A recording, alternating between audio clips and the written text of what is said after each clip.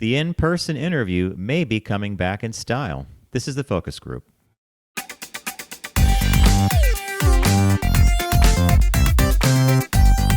They're all business, except when they're not. It's the focus group with Tim Bennett and John Nash.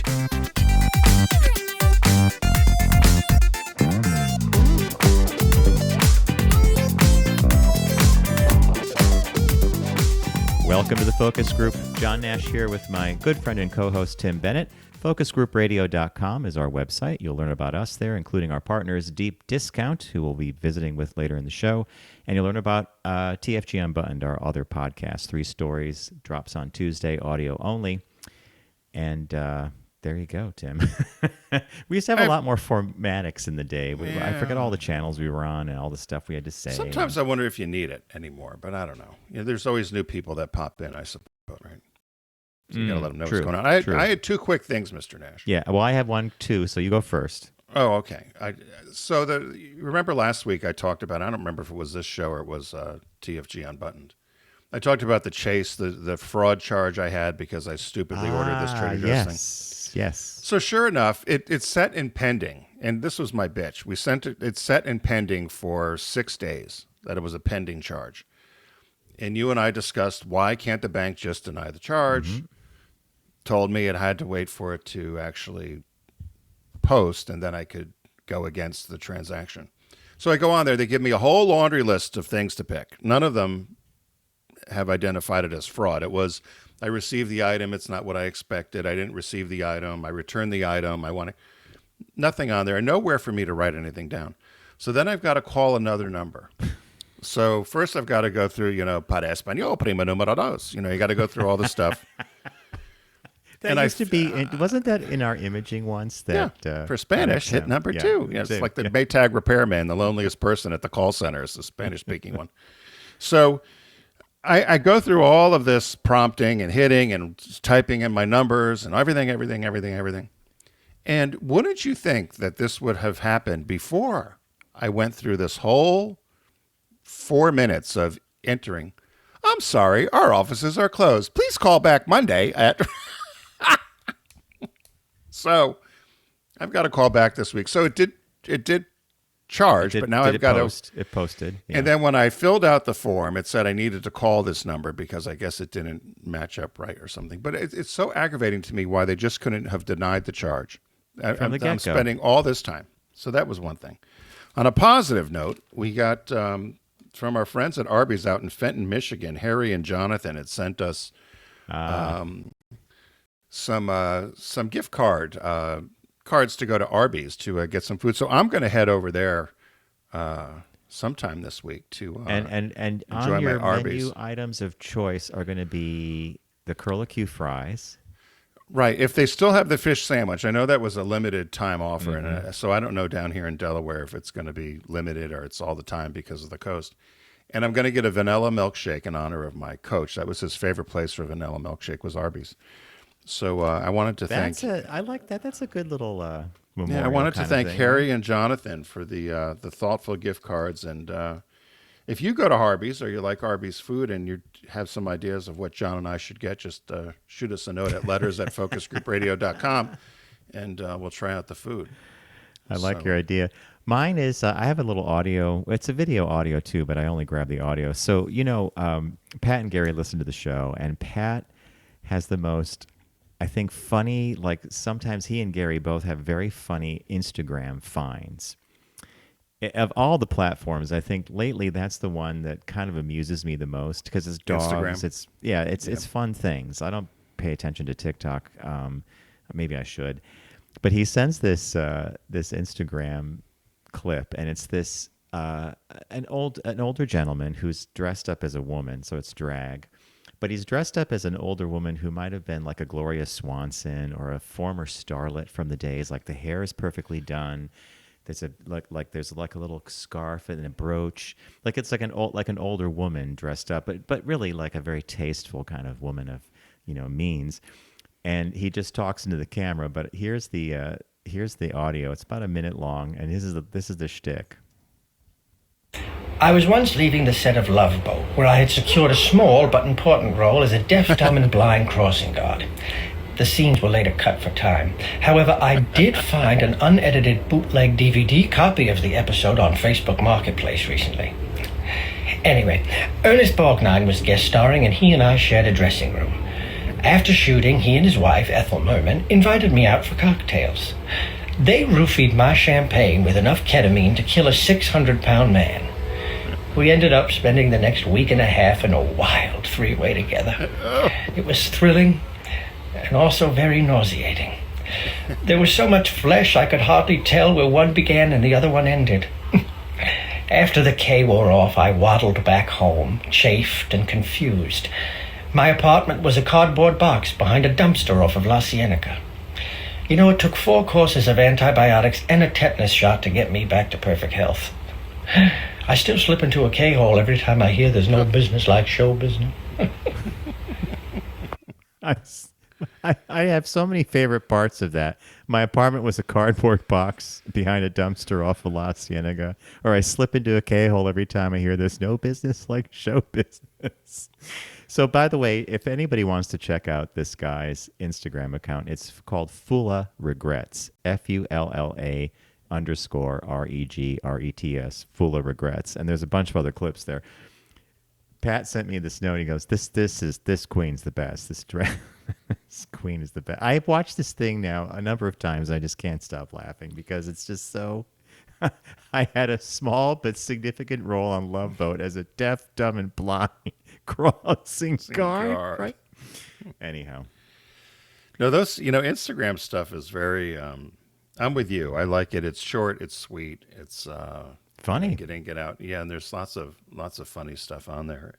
I haven't seen that. I thought it might have been something else I had seen, but I haven't seen that. I told you I'm addicted to this Tamika yes. X, who's this woman. Doesn't she try all the food? In Houston. She's at every fast food restaurant you could possibly imagine, to the point where now they're giving her free fast food. And she hasn't really found anything she hasn't liked other than a couple of places she'll talk about how the French fries are cold. But other than that, and she could drink a can of soda in one gulp, and then she just does a big and a burp right into the camera. But I don't think intentionally either. She just does it, and it's quite funny. But she also does apparently a drag show, and there's once in a while they'll put a drag clip in, and I'll have to give you that as well. But it's Tamika X. You said she's down in Texas? Houston, Texas. But she travels all over. She must go to different gay clubs and does the... she sings Aretha Franklin songs and other things like this. And I find her quite entertaining. So if we ever happen to be in Houston, we'll go see her. And it's funny that before Twitter became X, you used to be able to... I think maybe it's just my feed... Funny little things would pop up all the time, pictures and memes. And now I have to say, in all honesty, it's like going through a desert. You're scrolling. It's all this negativity. It's Gavin Newsom is this. It's the libtards are that. And then you'll find one little funny thing about a cat on a Roomba, something like that. And then it goes back to the scorched earth, far right crap that you keep hearing. So thank God for Instagram. Yeah. And on that note, Mr. Bennett, what caught your eye? What caught your eye? Here's what Tim and John found. This is from People Magazine, and, well, it's from People Magazine. So the headline is... What's that even mean? Okay. In other words, grain of salt? Well, I don't know if you noticed. So for some reason, I've got on the People Magazine feed. It comes in every day. I get a story. And they've almost seemed to have replaced the National Enquirer in terms of some... Now, I used to think People Magazine was a little bit highbrow. But lately, I don't know if you've seen any of the stories you get anything, but they're really quite base, I guess, for lack of a better word. So this headline is, Woman frames husband's tattooed skin after his death to preserve his memory. She was shocked by the result. It's an exclusive with People Magazine. So her name is Angelica Radevsky. She's a 35-year-old nurse in the Pittsburgh area. Or actually, they're in Wheeling, West Virginia, but they're big Pittsburgh Steelers fans. And her husband died recently unexpectedly. So she said she remembered and he had tattoos from his neck to his feet, so his body was full of tattoos. Wow. And she said she had remembered a while back that she read something, or when she was a little kid, she saw in Ripley's Believe It or Not, that there was an Ohio-based company called Save My Ink Forever, and it would allow loved ones to preserve the skin of a tattoo in a frame after their death. Okay? So he was a huge Pittsburgh Steelers fan. So he had this Pittsburgh Steelers helmet, and I guess the words Pittsburgh Steelers or something on his right arm, up at the upper arm. And so she decided to call this Save My Ink Forever, and they told her what to do, and they contacted the funeral home. So after the funeral, she went into with a Sharpie on the body and circled the tattoo she wanted the funeral home to cut out and send to Save My Ink Forever. 90 days later, she said, this beautifully framed piece of skin came behind glass with a dark wooden frame. And she said, you can even notice some of the original hair on his skin. Because he used to shave his body so that you could see the tattoo better. She said, but sometimes he missed. He couldn't shave his whole body perfectly, and there'd be hair sometimes. So this particular tattoo, she said she laughed, and she knew it was really her husband because he had missed some places of his shaved arms and spots, and that was of course, part of this tattoo. And so that's really the story. She thinks it's fantastic. She had over 30 million views and comments on TikTok about it. Some people said they thought it was morbid. Some thought she was crazy or whatever. Others thought it was wonderful. But I didn't know really what to make about it. The other thing that I found odd about the story is they never mentioned the husband's name. Interesting. And so then I actually did my own search to find the husband. And the husband's name was TJ. There was some name I couldn't necessarily pronounce, but they called him TJ Radevsky. So I don't know. I can't imagine getting. Well, what do you think? As you can see by my expressions while you were reading, if you were looking at my expressions, I am beyond. This is beyond the pale for me. It's like the minute you said they took a Sharpie. Yeah. And they circled the piece of skin they wanted the funeral parlor to remove. That means the funeral parlor had to be in touch with some company somewhere. And they had to tell them. This was the Save My Ink Forever knows how to do this. So if you have a tattoo, John, I don't know if you have one. I don't. Nope. But if you know any of your loved ones that have tattoos, you can contact this Ohio company, Save My Ink Forever, and they'll tell you what to do, how to preserve the skin. And she said, so here it says here exactly, after her husband's funeral, Radevsky used a marker to outline the tattoo that she wanted framed. It was a Steelers helmet on the right arm of his sleeve. And the son agreed. Then the mortician removed the skin, placed it in a preservation kit, and mailed it to Save My Ink Forever in Ohio. And then her husband's body was cremated. After 90 days, she received the framed tattoo. Okay, so there's clearly enough activity to keep this. Yeah, thank you. To send out a preservation kit plus instructions to however they advertise, whether it's word of mouth. I mean, wow, Tim. Well, everyone grieves differently, John. Yes, and I'm not sure I would want to look at a framed piece of skin. It borderlines. Where do you hang it? Bathroom. I'm hoping somewhere private. Like, that's his favorite. The bedroom, the bathroom. I don't know. So. So I don't even know if my caught my eye is going to even. Well, I think this will counterbalance yours, interestingly, and so it's Heinz Ketchup smoothie. That sounds horrible. It does, doesn't it? Although I like tomato juice. So this comes from a magazine called Food. I know basically it's tomato juice. So whether or not ketchup is on its own sip-worthy smoothie, this summer iconic ketchup maker Heinz is teaming up with national chain Smoothie King. So folks, if you have a Smoothie King in your area, you can apparently get this. They're doing the Heinz smoothie. Before you balk at it, the Heinz Tomato Ketchup smoothie, like so many smoothies, is a mix of various fruits, meaning no, it's not just a bunch of ketchup and ice. But she said that the writer said that after about 50 tries, they finally nailed the winning recipe. So this began selling in Smoothie King at the start of August 6th. And they use the version of Heinz Ketchup that has no artificial colors, flavors, or sweeteners or preservatives, and just the 7 real ingredients. And I think cane sugar as well. And they mixed in with it acai, the ACA, I never pronounced that correct, sorbet, raspberries, strawberries, and apple juice. And so the woman who wrote this said, having tasted and written about all sorts of odd food brand mashups and downright awful stunts, I was pleasantly surprised to be offered a refreshingly tart and slightly tangy, fruit-forward smoothie. It's red, but that's one of its very few resemblances to drinking ketchup. The berries in the acai offer sweet, sour, and earthy notes, while the Heinz adds just a hint of savory and tomato flavors, mostly noticeable on the aftertaste. So it's retailing at Smoothie King for $5.70, which is a nod to Heinz's 57 flavors, or the 57 Heinz. And it's in select states. So it looks like it's Atlanta, Chicago, Denver, Miami, New York City, and parts of northern New Jersey.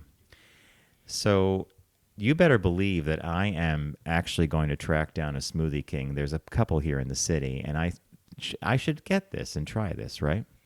Well, I think the polarizing part about it, if it didn't have Heinz and it didn't have ketchup on the label, because what you're showing there is this cup with the Heinz Tomato Ketchup smoothie on there. I would think, because I like V8, and you could drink V8 cold, right? You put it with ice, or so if you took a tomato and you did some celery and probably celery, maybe carrots. I don't know what you would put in a smoothie, but almost similar to what you would make, maybe cucumber, which you would make like for almost a Virgin Bloody Mary. Right, and then you blended it all together, and it was cold. I think that would be one thing. It reminds me of the Dannon water. Remember when Dannon? I do. And people thought water, yogurt, yuck. Yeah. And so this to me is really the.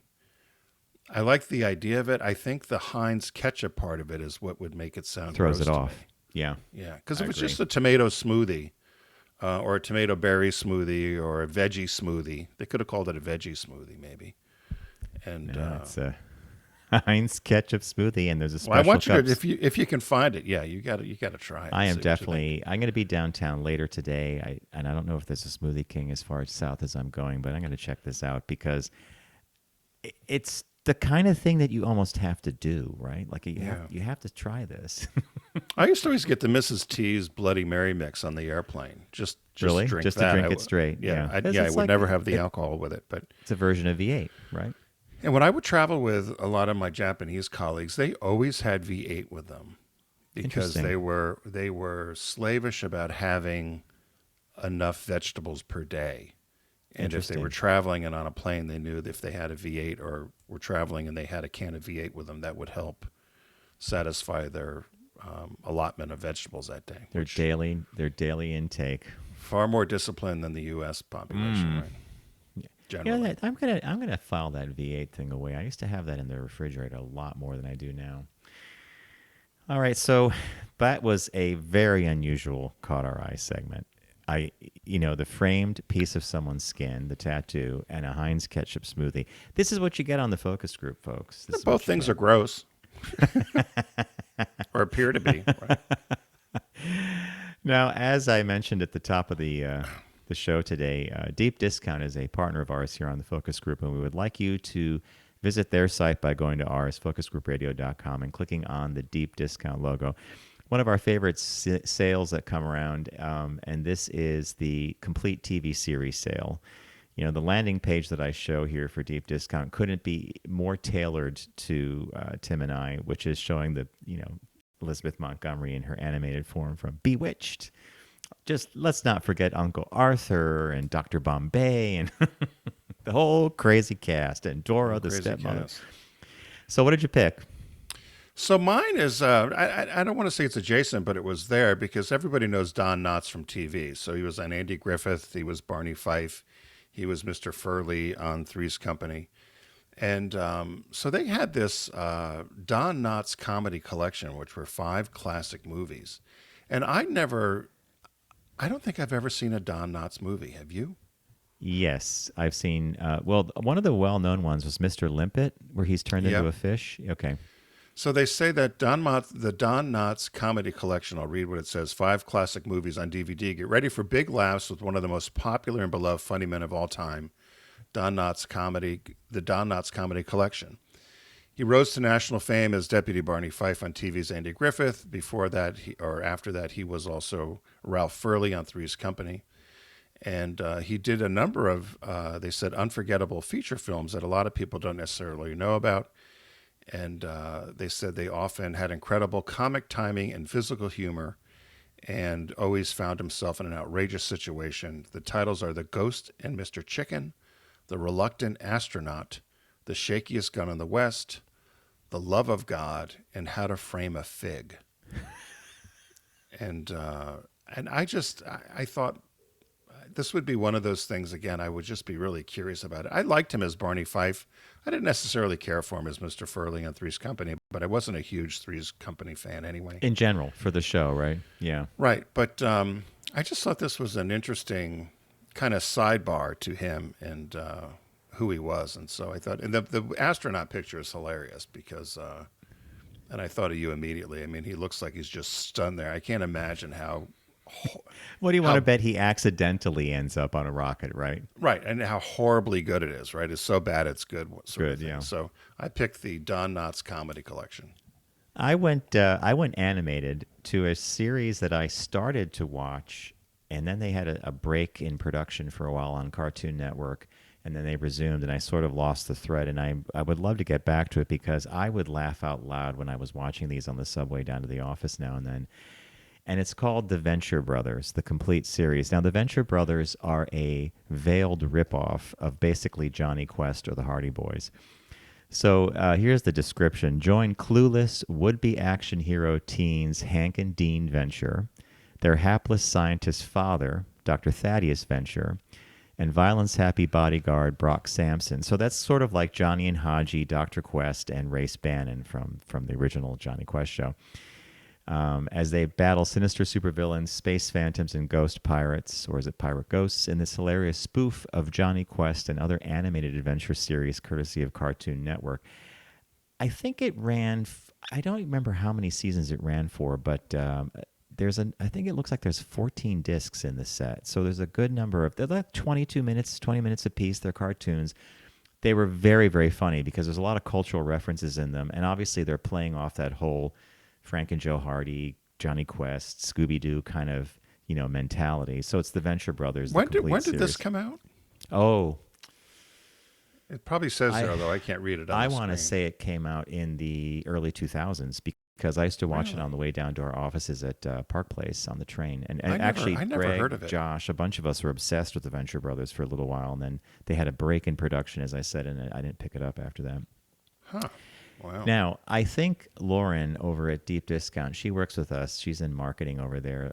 By the way, we profiled the movie that I picked a week or two ago called Lifeguard. I had never seen it, but she sent a note and saying, "Oh, Lifeguard's great.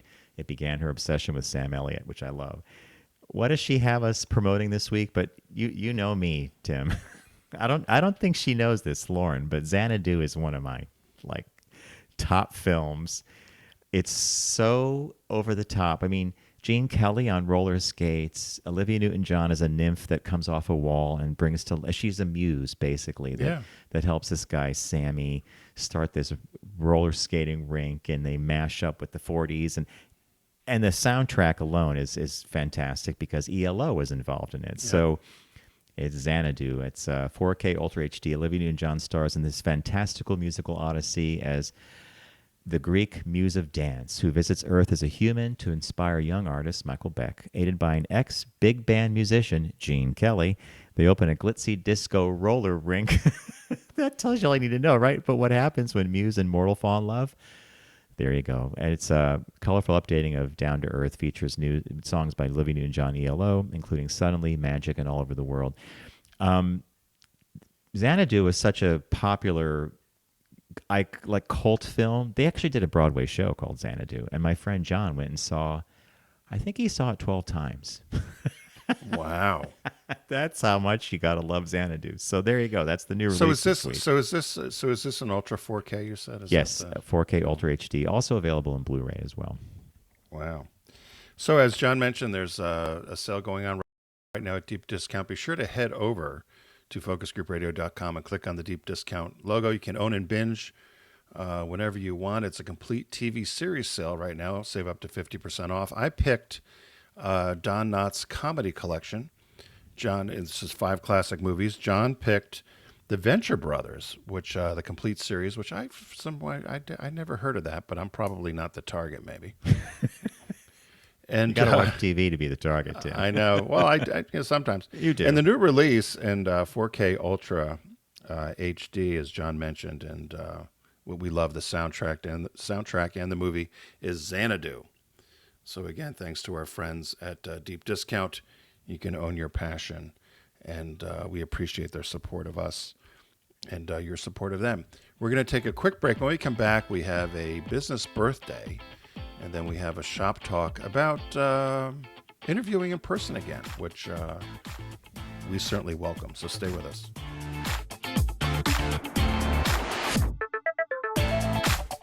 You're listening to The Focus Group with Tim and John. Learn more at focusgroupradio.com.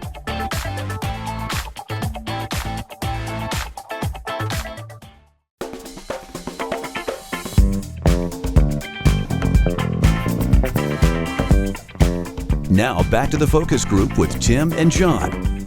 Available pretty much everywhere.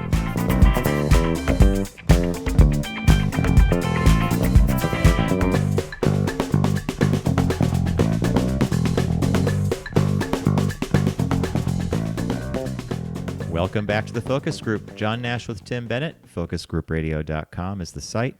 You'll learn about us there, including our Tuesday podcast, TFG and Bun. And of course, you'll learn about and visit, if you click on their logo, Deep Discount, who we just visited with a moment ago. And now for this signature piece of the show, curated or hosted by Tim, the business birthday. Everyone does celebrity birthday greetings, but the Focus Group is the only show in the universe that celebrates business birthdays. So happy birthday to Eero Saarinen.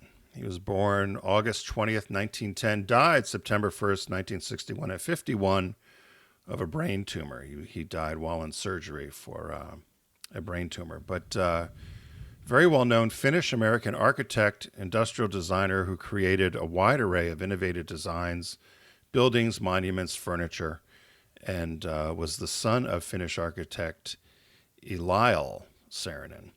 And many people, you're familiar with lots of his work, John, and many of us are. And there's many things he did that we probably don't know. But some of his more famous designs: the General Motors Tech Center, which I've had the pleasure to go to, the Dulles International Airport, the TWA Flight Center at which is now the TWA Hotel at the JF Kennedy Airport, the Vivian Beaumont Center at Lincoln Center. The Gateway Arch. I didn't know he did the Vivian Beaumont Center. That's the interesting. Vivian Beaumont Theater at Lincoln Center. Yeah, Lincoln Center.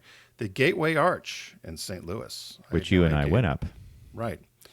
He was born in Finland, and the family migrated to the U.S. in 1923 when he was only 13. He grew up in Bloomfield Hills, which is a suburb outside of Detroit, and his father was teaching at an academy there. And he had close relationships with two fellow students, and you'd also know these names, Charles and Ray Ames and Florence Knoll. So we both Oh my know God, those. I can't really. Can you imagine? Yeah. Is it Ames or Eames? I don't know if I ever say it correctly. Eames. Eames and Knoll, which were both, again, famous furniture designers as well. He went to college in Paris, but came back in 1929 to study at Yale architecture. He completed his studies in 1934, and then had gone to work for his dad. And his style was very much known as being very fluid and open interior spaces, although some of the outside they would be critical of. Maybe the outside was very, I don't want to say pedestrian, but they would say it was just very practical in many ways, but the inside is where he would flourish sometimes with design. Although when I look at the outside of this stuff, I don't agree with that that critique. Agree. They said that his when his father died, so he worked with his dad, Eliel, and when his father died, they moved the company from Bloomfield Hills to Hamden, Connecticut, which is right outside of New Haven, where Yale was. And while he was working with his father, he first gained recognition for his design capabilities for a chair he designed together with Charles Eames. They received the first place award for organic design in home furnitures in 1934 for the tulip chair. And like all Is other that what we have pictured here, Tim, that you Yep. sent? Okay. That's the tulip chair if you're watching online there. And it was taken into production by Knoll Furniture Company. Yep. So it's actually quite funny. And so Knoll and Eames and Saarinen did lots of work together. He also won the competition for what was known as the Jefferson National Expansion Memorial, which we know as the Gateway Arch now in St. Louis. And when the award was given, they mistakenly gave it to his father because his father had also entered the competition separately from his son. But it really was Eero that won the design. He also designed he had a long association with Knoll, designed many other important pieces of furniture, including the grasshopper chair and ottoman in 1946. And that didn't do so well. That was probably the least popular thing that he did. But he also did the womb chair and ottoman, a settee, a side and armchair. His most famous was the tulip and pedestal group, which included the armchairs, the tables, side tables. I had a friend one time at a thrift store that found an original one and went nuts, and he was able to pick it up. And a lot of these things, they say now, are in museums, and particularly in Manhattan and different places at the original pieces where you can go view them. They said he received international acclaim for designing things such as, again, the General Motors Technical Center in Warren, Michigan. He also designed the Sydney, or he was on the jury for the Sydney Opera House in Australia. And the original design, which you see, was originally rejected, and then Saarinen came in and convinced him that this would be the way to go. He also has famous work at the Bell Labs complex in New Jersey. We mentioned the TWA Airport Center at JFK, Athens Airport, a number of universities, whether it was Penn, Yale, Brandeis, many universities, Buffalo. He designed buildings there. And they said non-architecturally, he also was contacted by the U.S. government to provide designs for the Situation Room in the White House. Interesting. Okay. Which I thought was an odd one. As I said, he's considered one of the masters of American 20th century architecture. Died September 1st, 1961 at the age of 51 in Ann Arbor, Michigan, while undergoing an operation for a brain tumor. And at that time, he was overseeing the completion of a new music building at the University of Michigan for music, theater, and dance. Too young. Yeah. Too young boy, in what my a opinion. talent, huh? Oh, and I just, for anybody traveling through New York, and if you're going through JFK, make a point of taking the air train. You could go from terminal to terminal and go to the TWA terminal. It's now actually the TWA terminal and hotel. It's where JetBlue has their main building behind them. But they have an old TWA plane parked there as a cocktail lounge, and they restored the interior of the TWA terminal, and that's now like restaurant and cocktail seating. And I haven't been. I've gone by it. I've looked inside, and I have some friends who make it a point whenever they travel to Europe, which is not all the time, but they will go very early. They'll get to the airport like hours ahead of their flight just to go to the TWA terminal and have like a dinner time. or a cocktail or something, and then head out.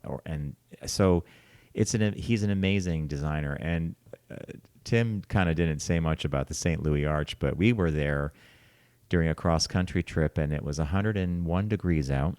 Oof. We pull up, and I'm like, we're going to go to the top of this thing. And as you go into the St. Louis Arch Visitor Center, they show you a mock-up of the elevator car that you're going to be riding up in. And Tim just takes one look at it, and he's like, are we really doing this? I'm glad you made me do it because it was not something I would have done. So It was fun. Yeah. And it wasn't terrifying or anything like that. But I can imagine if it broke down or something would be problematic. But it was a lot. It's how often in your life will you be at the St. Louis Arch, right? Probably never again. The Yeah. I will say, so I mentioned, so all of this original furniture that he did is all housed in an exhibit at the Brooklyn Museum. Have you been to the Brooklyn Museum? Yes, I've been to Brooklyn many years ago, and I should go again to see this because it's fun to see this stuff, right? Yep. Yeah, it's all housed at the Brooklyn Museum. So if you want to head over there and see his stuff, you can. I always am fascinated by the simplicity. It's almost like the IKEA stuff in some ways. Well, of course, he was Finnish, so he's Scandinavian, but the simplicity of some of the designs they just seem timeless, don't they? Space age, but also timeless. And I bet you he worked really hard to get to that look, the simplistic, clean line. I'm just reminded of Steve Jobs when he developed the iPod. Everybody commented on how beautiful and simple and elegant it was, but when you read about the development of it, Stephen Jobs would often say, to get to simple and elegant, you got to go through a lot, a lot of iterations. So I'm sure he did that. All right. As Tim mentioned, we have a shop talk for you, and it's a short one. It comes from Axios, which is Jim Vandehey's newsletter. But I was sort of taken by surprise by it when I read the article, and it was basically that the in-person interview seems to be coming back into vogue or on the rise again, and the reason is going to surprise no one because it's basically something that's occurring as we speak. So companies are bringing back in-person interviews after years of virtual hiring since the pandemic. That's because artificial intelligence, which is upending the labor market, also makes it easier for candidates to cheat. So you could have a computer write your resume, but if you get the interview and you're not going to do it on Zoom, whatever. So during a technical interview on Zoom where interviewees might previously have done a quick Google search, they now have access to sophisticated chatbots that can feed them answers off camera. So I guess the way that would work is, let's say you're being interviewed on Zoom and you have a chatbot open and somehow you have it listening to the audio of the interview, and as it's listening, it might give you the answers to speak. So in-person interviews also eliminate concerns over AI-enabled scammers impersonating workplaces or applicants, sort of like that thing we profiled the other week with the North Korean laptop farm somewhere. It was in Arizona or something where that woman was running like a laptop farm. I don't care what reason they're giving or what reason people want to use for insisting or embracing the live interview again, because this is what we, Tim and I, and I'm sure a lot of people in our age group, this is what we're used to. It was the important thing about when we were younger, getting a job was getting in front of somebody. And I think Tim and I both told many stories where we might not have been the perfect candidate for a job. We made an impression and we got the job, right? Yeah, no, it's very much about, I remember a friend of mine, she interviewed for a job, and the actual recruiter said to her, he goes, I know you're not the smartest person I've talked to. He said, but for some reason, I think you're going to do a bang-up job with this. And she did a great job. But it was so funny because she said, can you imagine he told me that? But it was because she was in front of him and she was personable, and it's the way she handled herself, and she ends up getting the job. What I found most funny about this is I thought if somebody is that sophisticated, like you said, to have this kind of sidebar AI open so that if someone says to you, give me an example of a time when, and then I guess you could just look over and say, oh, that's pretty easy. There was one time when, blah, blah, blah. I've thought of this because you and I have used AI in our business in some regards of doing copy editing or copywriting. And I thought if you said, give me a director of marketing resume for an automotive brand, right? I mean, you could have it chapter and verse, do this to create a great resume and a cover letter and send it in for a job that they're looking for something. But you're exactly right. They said they found this with college applications as well, because during the pandemic they were doing this, and you could put together if you're a high school senior, right, and you want to go into a particular field or a particular major that may be hard to get into, you could have AI do the perfect application for you. But they said some of these kids are showing up and they can't even spell, you know. So, I'm delighted to hear this. I've had many people, not many, but the people I know that have been in the workforce frustrated that they can't talk to somebody. Or they can't even get it. Yeah. They're talking to a screen or they're filling out something. They're like, if I could just explain what I'm looking for, what I did, or how I could be of value to an actual breathing person, I think I'd have a better shot than me not being. Because what if you didn't do an AI enabled resume or application? How I'm sure the AI one is the way we used to struggle and do it the old-fashioned way. Yeah, right. Did I pick the right word? Did I put the sentence structure correctly?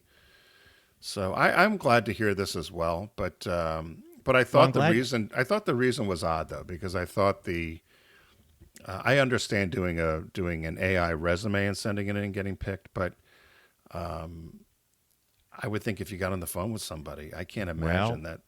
You know, your niece who's teaching, she's got to come up with 1,000,001 clever ways to detect when something was written by AI, right? And she said it's so obvious, particularly if a kid doesn't speak that way normally, and all of a sudden you have this very fluid and flowery paper. Complete with M dashes, which people don't like.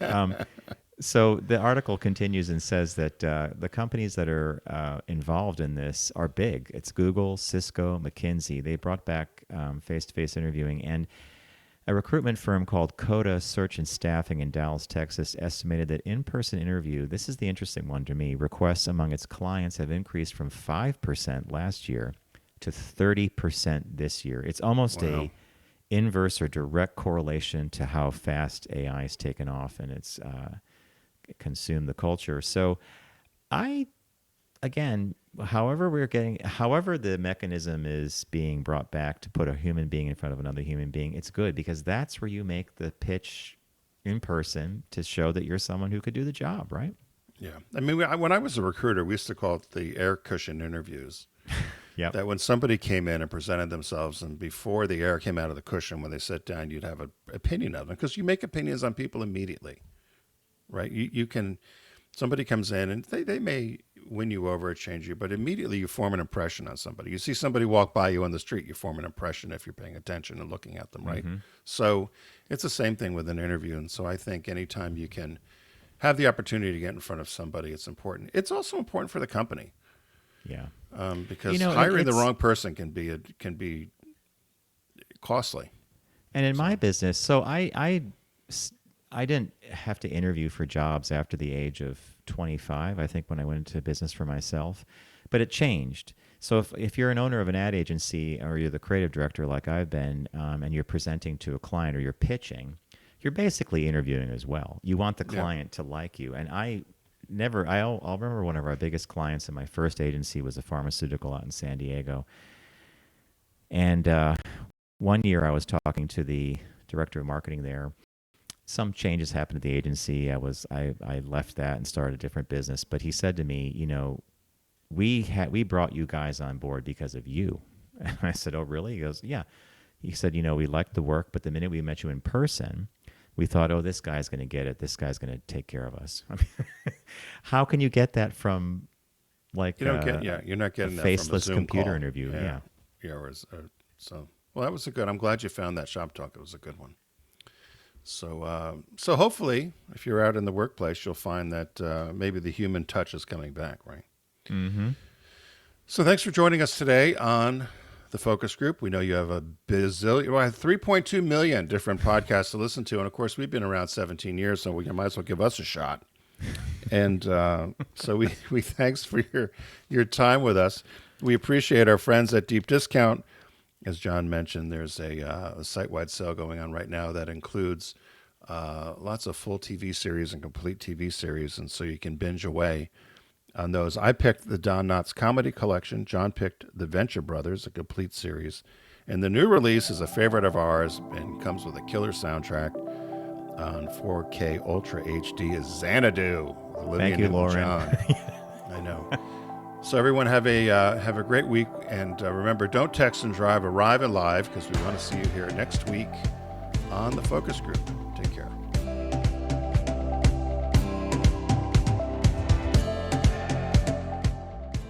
It's the Focus Group with Tim Bennett and John Nash. Accessible on all platforms. Subscribe, like, and rate us on your platform of choice. Learn more at focusgroupradio.com.